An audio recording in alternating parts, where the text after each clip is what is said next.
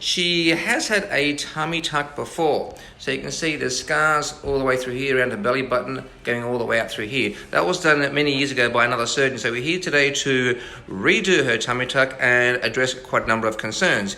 We have a lot of excess still down below here. Pubic hair is sitting very, very low. Belly is quite full. That's partly her, but it's also partly a lot of excess skin through here.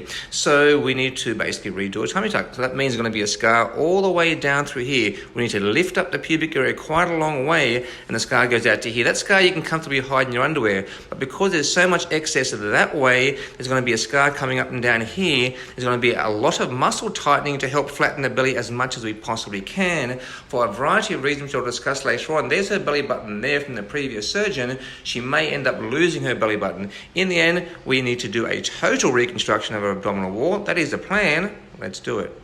So I want to make a comment on her belly. Now, she has quite a lot of fullness to her belly, which you can see through here. That's a very common problem, especially in diabetics, as per this lady here. So that's related to visceral fat. In other words, fat on the inside, which I can't change and no one can really change.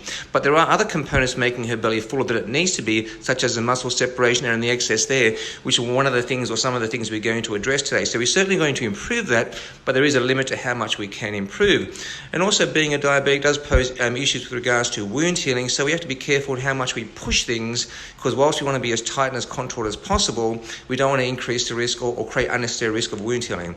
In the end, we want a smooth, tight contour from here to here, scooped in. That is the plan. Let's do it. Okay, we are approximately 6 weeks post-total reconstruction of this lady's abdominal wall. She had previous tummy tuck by another surgeon many years prior, and she had a number of issues that we needed to address. Long story short, what have we done? We've lifted up her pubic area, that which was sitting very low. We've tightened up her muscles, which were really quite loose, removed all that excess through there, and completely reconstructed her abdominal wall. Now, you will notice no belly button there. I did mention prior to surgery and during the operation that for a variety of reasons, based on her previous surgery, her belly button was not going to be viable, so she does not